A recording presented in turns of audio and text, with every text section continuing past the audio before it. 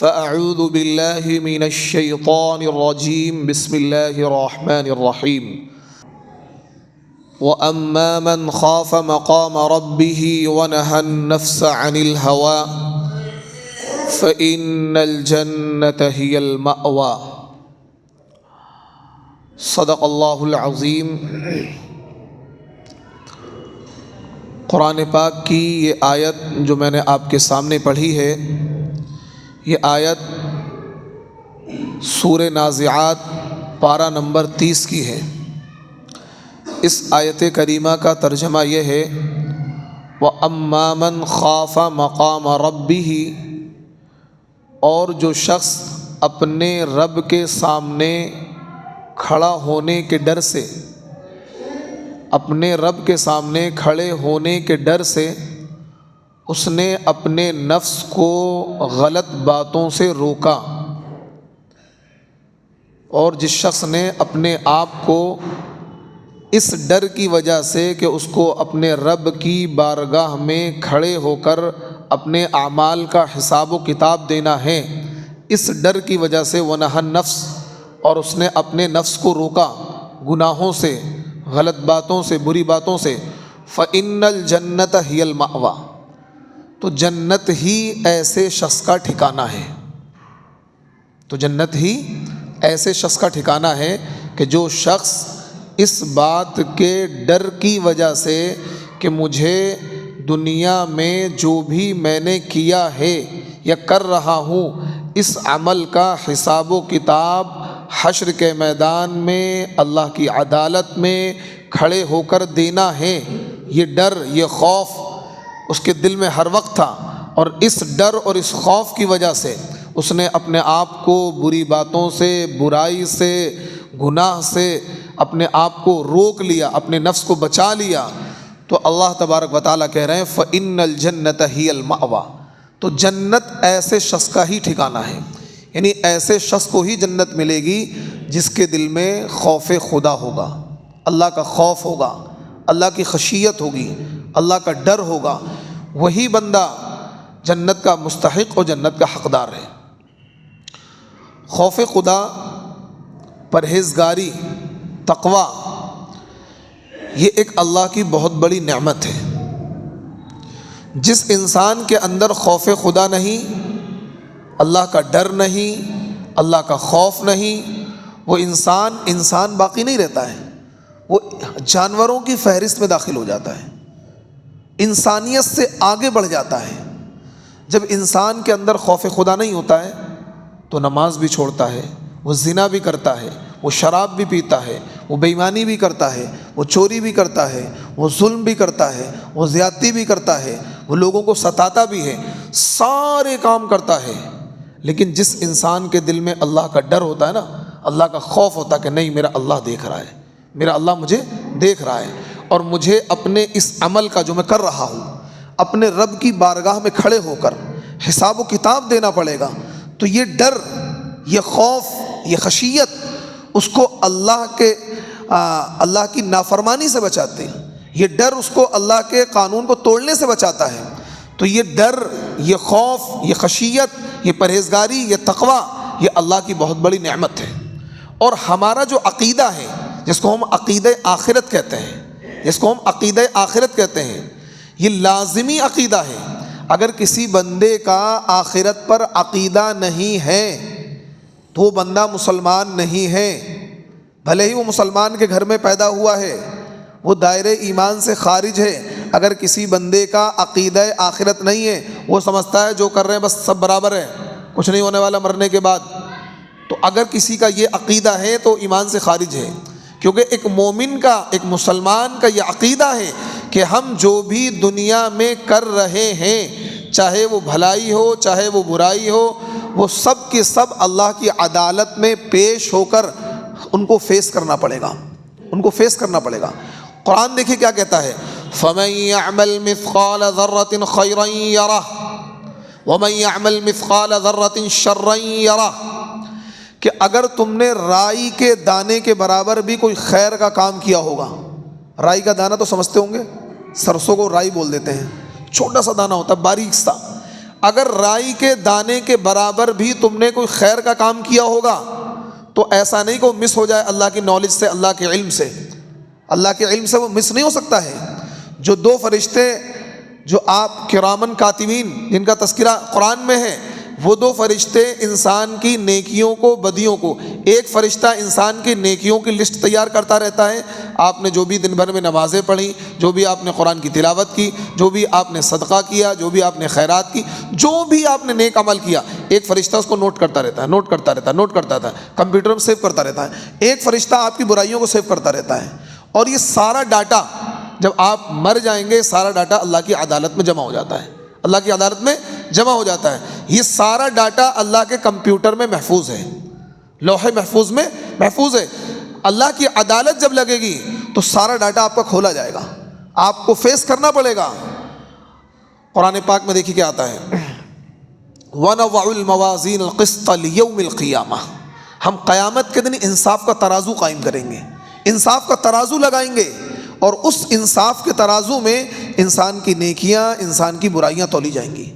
انسان کی نیکیاں انسان کی برائیاں تولی جائیں گی، اور جس کا نیکیوں کا پلڑا بھاری ہو گیا وہ کامیاب ہو گیا، جس کی برائیوں کا پلڑا بھاری پڑ گیا وہ ناکامیاب ہو گیا۔ تو جو بھی ہم کر رہے ہیں،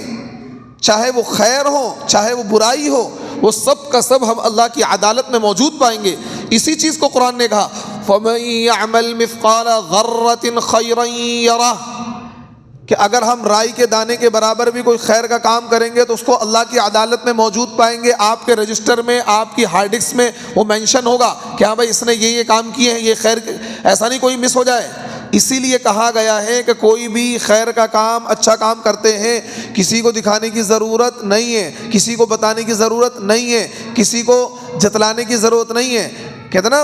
ایک سادی سے، نیکی کر اور کنویں میں ڈال، نیکی کر اور کنویں میں ڈال، یعنی وہ اللہ کے رجسٹر میں لکھا گیا ہے۔ یہی وجہ ہے کہ جو لوگ نیکی یا خیر کا کام کرتے ہیں لوگوں کو دکھانے کے لیے، کوئی نماز پڑھتا ہے اس لیے تاکہ لوگ اسے نمازی کہیں، کوئی حج کرتا ہے تاکہ لوگ اسے حاجی کہیں، کوئی خرچ اس لیے کرتا ہے تاکہ لوگ اسے سخی کہیں، اور چار لوگوں میں کھڑے ہو کر اپنی واہواہی مارنا، تو پھر کل قیامت کے دن اللہ کے وہاں کچھ بھی نہیں ملے گا، کچھ بھی نہیں ملے گا۔ کیوں؟ کیونکہ اللہ تبارک و تعالیٰ کہیں گے تو نے حج میرے لیے نہیں کیا، تو نے نماز میرے لیے نہیں پڑھی، تو نے صدقہ میرے لیے نہیں کیا، تو نے تو لوگوں کو دکھاوے کے لیے کیا تھا، تو نے لوگوں کو جتلانے کے لیے کیا تھا صدقہ، تو نے نماز اس لیے پڑھی تھی تاکہ تو لوگ تجھے نمازی کہیں، تو نے حج اس لیے کیا تھا تاکہ تو لوگ تجھے حاجی کہیں، اور تو وہاں پر اس کا ہمیں کوئی صلہ ملنے والا نہیں ہے، کوئی صلہ ملنے والا نہیں۔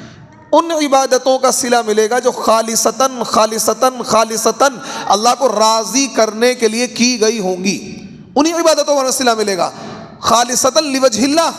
جو اللہ کو راضی کرنے کے لیے کی گئی ہوں گی، انہی عبادتوں پر ثواب ملے گا۔ تو اس لیے ایک مومن کا، ایک مسلمان کا مرنے کے بعد دوبارہ زندہ ہونا، اللہ کی عدالت میں کھڑے ہو کر اپنے تمام اعمال کا حساب و کتاب دینا، یہ عقیدہ ہمارا ہر وقت مستحضر ہونا چاہیے کہ ہمیں مرنا ہے اور ہمیں مر کر اللہ کی عدالت میں کھڑے ہو کر حساب و کتاب دینا ہے۔ اگر کسی کا یہ عقیدہ نہیں ہے اور سمجھتا نہیں بس جو مرضی کر لو، جو مرضی اپنا عیش کی زندگی گزار لو، تو اگر یہ عقیدہ ہے اور مرنے کے بعد کچھ نہیں ہوتا، پھر کس نے دیکھی ہے؟ مرنے کے بعد کس نے دیکھا؟ اس طرح کے اگر الفاظ اور جملے ہیں تو بندہ دائرے ایمان سے خارج ہے۔ والبعث بعد الموت، مرنے کے بعد دوبارہ زندہ ہونا، اللہ کی عدالت میں کھڑا ہونا، قبر اور حشر اور نشر، ان ساری چیزوں کا عقیدہ رکھنا، یقین رکھنا، یہ ایمان کا لازمی حصہ ہے۔ تو اس لیے فَمَن يَعْمَلْ مِثْقَالَ ذَرَّةٍ خَيْرًا يَرَهُ وَمَن يَعْمَلْ مِثْقَالَ ذَرَّةٍ شَرًّا يَرَهُ، جو بھی تم نے برائی کی ہے، چاہے تم نے پہاڑ کی کوہ میں کسی غار میں چھپ کر کوئی برائی کی ہے، کوئی دیکھنے والا نہیں تھا وہاں، رات کی تاریکی اور اندھیرا تھا،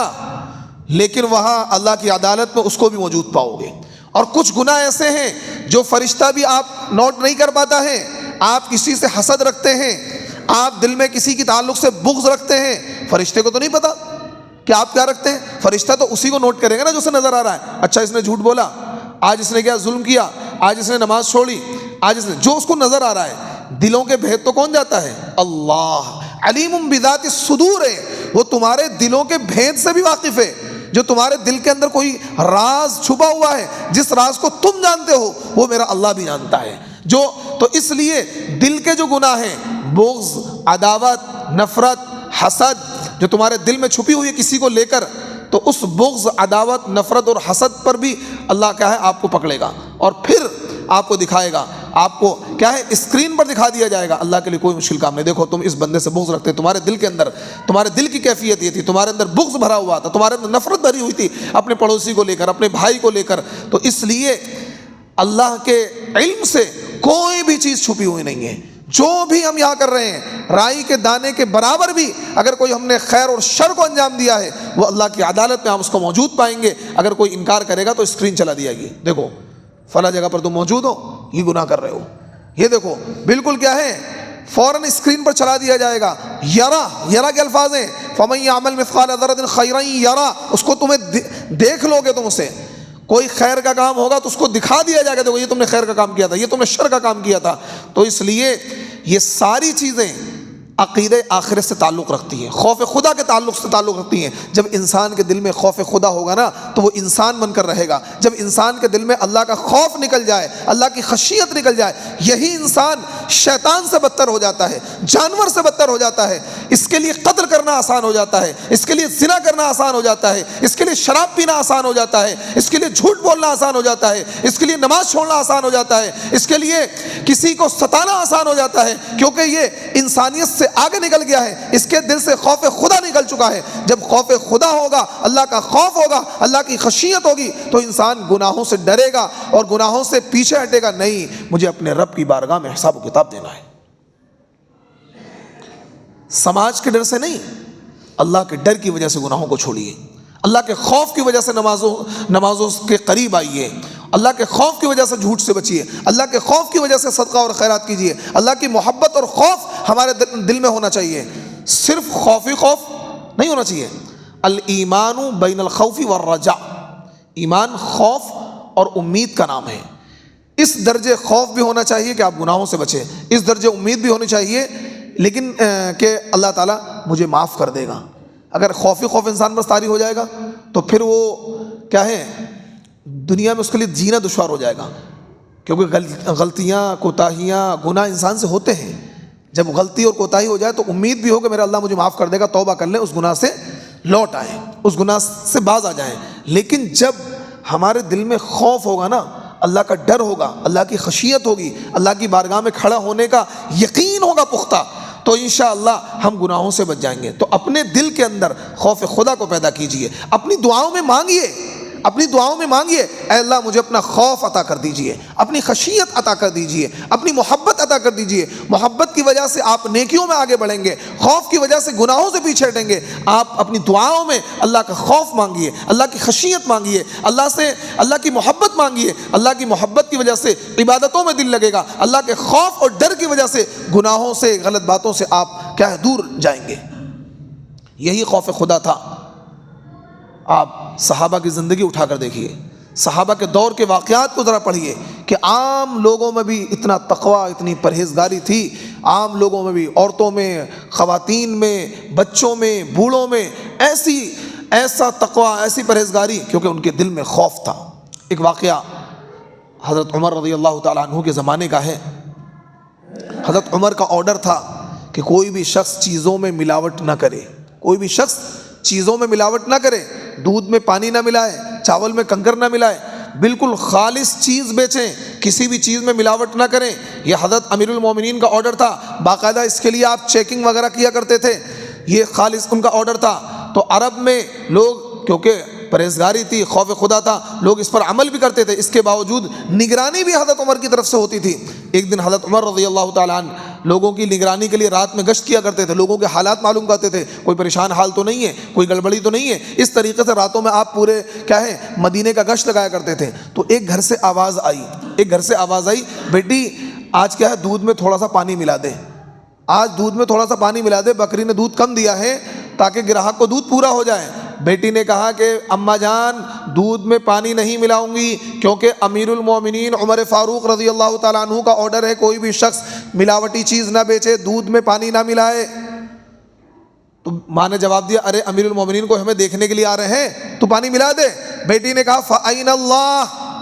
اے امی جان امیر المومنین تو اپنے گھر میں موجود ہیں، لیکن اللہ کو کہاں لے جاؤ گی؟ اللہ تو ہمیں دیکھ رہا ہے، اللہ تو ہماری ان حرکتوں سے واقف ہے۔ تو بیٹی یہ ساری کنورسیشن جو ماں اور بیٹی کے درمیان ہو رہی، حضرت عمر راستے سے گزر رہے تھے، چھوٹے چھوٹے گھر ہوا کرتے تھے، ٹین ٹپر کے گھر ہوا کرتے تھے، وہ آواز حضرت عمر سن رہے تھے، یہ ساری گفتگو ساری کنورسیشن سن رہے تھے۔ حضرت عمر چلے گئے واپس، بیٹی نے آخر ماں سے صاف منع کر دیا نہیں، اگر امیر المومنین نہیں دیکھ رہے لیکن اللہ دیکھ رہا ہے، جس اللہ کی عدالت میں ہمیں حساب و کتاب دینا ہے، اس نے ماں کے آرڈر کو ماننے سے انکار کر دیا۔ اس واقعے سے ایک سبق ہمیں اور بھی ملا ہے۔ کیا سبق ملا ہے؟ ماں باپ کی ناجائز بات نہیں مانی جائے گی۔ ماں باپ کی ناجائز، آج بہت سے بے شرم بے غیرت ماں باپ ایسے ہیں، اگر بچے چہرے پر داڑھی رکھ لیتے ہیں وہ کہتے ہیں داڑھی کٹواؤ، داڑھی کٹوا دیتے ہیں، پھر یہ کہتے ہیں کہ جی ہمارے بچے اطاعت گزار نہیں۔ کتنے کیسز ایسے ہیں کہ بچے نے چہرے پر داڑھی رکھ لی، اللہ کے نبی کی سنت کو سجا لیا، بعد میں پتہ لگا ماں باپ پریشر لائز کر رہے ہیں کہ داڑھی کٹواؤ داڑھی کٹواؤ، یہ کیا کر رہے ہو؟ تو ایسے ماں باپ کی بات بالکل نہیں ماننی ہے، وہ ماں باپ آپ کو جہنم کی طرف لے جا رہے ہیں۔ آپ صاف منع کر دیں میں محمد الرسول اللہ صلی اللہ علیہ وسلم سے بغاوت نہیں کروں گا، میں قرآن سے بغاوت نہیں کروں گا، آپ کی جائز بات مانوں گا، ناجائز بات نہیں مانوں گا۔ ماں باپ کا بھی ایک دائرہ ہے، شریعت کی خلاف ورزی کوئی برداشت نہیں ہے، شریعت کے آگے سب پیچھے ہیں، پہلے شریعت، پہلے قرآن، پہلے حدیث سنت۔ تو بیٹے صاف منع کر دیا میں پانی نہیں ملاؤں گی دودھ کے اندر، کیونکہ اللہ ہمیں دیکھ رہا ہے۔ حضرت امیر المومنین نے صبح طلب کر لیا، حضرت امیر المومنین نے کہ جاؤ اس گھر سے اس خاتون کو بلا کے لاؤ، اس بوڑھی عورت کو بلا کے لاؤ۔ اب وہ عورت کپ کپانے لگی۔ حضرت عمر کا تو ایسا روب و جلال تھا کہ شیطان بھی کپ کپاتا تھا، شیطان بھی راستہ بدل دیتا تھا، اگر پتہ لگتا ہے سامنے سے حضرت عمر آ رہے ہیں تو شیطان دوسرے راستے سے جاتا تھا۔ تو اب وہ کپ کپائی، کیا ہوا، کوئی غلطی ہوئی ہے، کوئی مسٹیک ہوئی، آج تو بڑا معاملہ خراب ہو جائے گا۔ حضرت عمر نے اس سے پوچھا، بلایا کہ تمہاری بیٹی ہے؟ انہوں نے کہا جی ہاں۔ انہوں نے کہا میں تمہاری بیٹی سے اپنے بیٹے کا نکاح کرنا چاہتا ہوں، تمہاری بیٹی سے میں اپنے بیٹے کا نکاح کرنا چاہ رہا ہوں۔ اب وہ ظاہر سے امیر المومنین 22 لاکھ مربع میل پر اکیلے حکمراں ہیں، یعنی آج آپ کے ہندوستان جیسے کئی ملک ان کی حکومت چلتے تھے، جتنے خطے پر حضرت امیر المومنین عمر فاروق رضی اللہ تعالی عنہ کی حکومت تھی، آج تقریباً اتنے خطے پر 20 سے 25 ملک بنے ہوئے ہیں۔ اتنا بڑا حکمراں، اور ایک عام سی عورت کے وہاں رشتہ بھیج رہا اپنے بیٹے کا خود، کہ میں اپنے بیٹے کا نکاح تمہاری بیٹی سے کرنا چاہ رہا ہوں، کہ نا نگاہ مرد مومن سے بدل جاتی ہیں تقدیریں۔ اس مرد مومن یعنی اس صحابی رسول نے پہچان لیا کہ یہ بچی عام بچی نہیں ہے، اس کے اندر پرہیزگاری تقویٰ ہے۔ جہیز کی بنیاد پر نکاح نہیں کیا جیسا کہ آج ہم لوگ کرتے ہیں، اس گھر میں رشتہ بھیجتے ہیں جہاں مال زیادہ ملے، چاہے وہ مال چوری کا ہو، ڈکیتی کا ہو، بے ایمانی کا ہو، مکاری کا ہو، سود کا ہو، حرام خوری کا ہو، کسی چیز کا ہو۔ لیکن حضرت امیر المومنین نے مال کو نہیں دیکھا، وہ غریب عورت ہے، بالکل غریب عورت ہے، اور انہوں نے سوچا کہ یہ لڑکی اتنی پرہیزگار ہے کہ اس عمر میں اس کو خوف خدا ہے، تو یہ کیا ہے ہمارے گھر کے لیے بہتر رہے گی۔ عورت فوراً راضی ہو گئی کہ امیر المومنین کے وہاں میری بیٹی چلی جائے، یہ تو بہت بڑی بات ہے۔ اللہ رب العزت نے اس عورت کو وہ شرف بخشا کہ اس عورت کے نواسے میں عمر بن عبد العزیز جیسا محدث اور عمر بن عبد العزیز جیسا حکمراں پیدا ہوا۔ عمر بن عبد العزیز جن کو ثانیہ عمر کہا جاتا ہے، یہی بچی ہے، اس سے ایک لڑکی پیدا ہوئی، پھر اس لڑکی سے وہ پیدا ہوئے عمر بن عبد العزیز رحمۃ اللہ علیہ، کبھی ان کے بارے میں آپ کو بتاؤں گا۔ ان کو ثانیہ عمر کہا جاتا ہے، وہ خلافت راشدہ کا تتمہ کہا جاتا ہے، وہ 2-2.5 سال حکمراں رہے، ایسے انصاف کے ساتھ انہوں نے حکومت چلائی، سب کچھ تیاگ دیا حکومت کے لیے۔ اتنی پرہیزگاری عمر بن عبد العزیز کے وہاں تھی، ان کو ثانیہ عمر کہا جاتا ہے۔ تو یہ دیکھیے، یہ خوف خدا تھا، یہ خوف خدا تھا کہ اس نے اپنی ماں سے بغاوت کر دی کہ نہیں میں پانی نہیں ملاؤں گی، کیونکہ اللہ ہمیں دیکھ رہا ہے۔ تو یہ جب تک ہمارے دلوں کے اندر یہ کیفیت پیدا نہیں ہوگی کہ اللہ ہمیں دیکھ رہا ہے، ہم جہاں کہیں بھی موجود ہیں، گھر میں ہیں، باہر ہیں، سفر میں ہوں، حضر میں ہوں، مسجد میں ہوں، کہیں بھی ہوں، ہمارے ذہن میں، ہمارے دماغ میں یہ تصور ہونا چاہیے کہ مجھے اللہ دیکھ رہا ہے۔ ایک واقعہ حضرت عمر فاروق امیر المومنین کا اور ہے۔ امیر المومنین کہیں سفر پہ جا رہے تھے تو دیکھا عرب میں بکریوں کا ریوڑ، اس کا ماحول بہت زیادہ تھا، لوگ بکریاں چرایا کرتے تھے، بکریاں پالا کرتے تھے، کیونکہ بکری ایک ایسا جانور ہے کہ کم کھا کر بھی گزارا کر لیتی ہے، کم کھا کر بھی گزارا کر لیتی ہے، اور اللہ کے نبی نے بکری کو پسند فرمایا ہے، اور کوئی بھی نبی ایسا نہیں گزرا ہے، یاد رکھنا یہ بات، 1,24,000 کم و بیش جو بھی انبیاء آئے ہیں، کوئی بھی نبی ایسا نہیں گزرا ہے جس نے بکری نہ چرائی ہو۔ ہر نبی نے بکری چرائی ہے، اللہ تعالیٰ نے ہر نبی سے بکری چروائی ہے۔ یہ اتنی یعنی عظیم سنت ہے کہ ہر نبی سے کروائی ہے۔ تو اس لیے کبھی گاؤں میں جا کے بکری چرا لینا اس نیت کے ساتھ کہ ہر نبی کی یہ سنت ہے، بکری چرانا سنت ہے۔ حضرت عمر فاروق رضی اللہ تعالیٰ عنہ گزرے ہوئے جا رہے تھے، ایک بکریوں کا ریوڑ اور ان کا چرواہا ان کے ساتھ میں موجود تھا۔ حضرت عمر نے اس کو بلایا کہ بھائی ہمیں پیاس لگی ہوئی ہے، پانی تو یہاں موجود نہیں ہے، ایسا کرو ان بکریوں کا دودھ دھو کے ہمیں دے دو اور ہم تمہیں کچھ اجرت دے دیں گے، کچھ پیسے دے دیں گے۔ اس نے کہا جی جناب، ان بکریوں کا مالک میں نہیں ہوں، میں تو تنخواہ دار ہوں، میں تو نوکر ہوں، میں تو بکریاں چراتا ہوں، یہ میرے مالک کی بکریاں ہیں، میں ان کی اجازت کے بغیر ایک قطرہ بھی دودھ کا نہیں دے سکتا ہوں آپ کو، میں ایک قطرہ بھی دودھ کا نہیں دے سکتا ہوں، کیونکہ میں اس کا مالک نہیں ہوں، میں تو نوکر ہوں، ان کی اجازت کے بغیر ایک قطرہ نہیں دے سکتا ہوں۔ حضرت عمر نے حضرت عمر نے اس کا امتحان لیا، تھوڑا آگے بڑھے پھر واپس آئے۔ حضرت عمر نے کہا ایسا کرو، آپ ایک بکری ہمیں دے دو، پوری کی پوری بکری ہمیں دے دو اور ہم تمہیں جو بھی 100-200 درہم تم بتاؤ گے ہم تمہیں دے دیں گے، اور مالک سے شام میں کہہ دینا بھیڑیا بکری کھا گیا، کیونکہ جنگل میں چیزیں کامن ہوتی ہیں، پتہ لگا بھیڑیا بکری کھا گیا، کچھ ہو گیا، ایک آدھ 100-200 بکریاں ہیں، اگر ایک بکری کم ہو جائے مالک پوچھے کہہ دینا بھیڑیا کھا گیا، اور دقت کیا، تمہاری جیب بھر جائے گی اور میرا کام ہو جائے گا، تمہاری جیب بھر جائے گی، ہم بکری کا دودھ پی لیں گے، اس کا گوشت ہم کھا لیں گے، ہمارا کام ہو جائے گا۔ اس نے کہا اے شخص، اسے نہیں پتا یہ امیر المومنین ہے، کہ اس تو فوٹو نہیں ہوا کرتے تھے یا ٹی وی نہیں ہوا کرتا، دیکھ لیں بھائی یہ کیا ہے، ملک کے وزیر اعظم ہیں، انہوں نے تھوڑی پہچانا یہ عمر ہے۔ انہوں نے کہا اے شخص، میرا مالک تو یہاں موجود نہیں ہے، فَأَيْنَ اللَّهُ، اللہ تو موجود ہے، اللہ کہاں چلا گیا ہے، میرا اللہ تو مجھے دیکھ رہا ہے۔ یعنی ایک چرواہے کے اندر اتنا تقویٰ، اتنی پرہیزگاری، اتنا خوف خدا، ایک چرواہے کے اندر اتنا خوف، اتنا خشیت کہ اس نے کہا اللہ تو مجھے دیکھ رہا ہے۔ تو اس نے اس بنیاد پر اس نے حضرت عمر کو بکری نہیں دی، اس نے کہا نہیں میں اس کا مالک نہیں ہوں۔ حضرت عمر نے اس کو شاباشی دی کہ جب تک اس طرح کے لوگ اس امت میں موجود رہیں گے، اتنا خوف، اتنا خشیت، اتنا تقویٰ، اتنی پرہیزگاری، تو یہ امت کیا اسی طریقے سے چلتی رہے گی۔ لیکن آج ہمارا حال کیا ہے؟ آج ہمارے دلوں سے خوف خدا نکل گیا ہے، اللہ کا خوف نکل گیا ہے، اللہ کی خشیت نکل گئی ہے، اللہ کا ڈر نکل گیا ہے۔ ہم جو مرضی کرتے پھرتے ہیں، ہمیں کچھ بھی احساس نہیں ہوتا ہے، تو اس لیے اپنے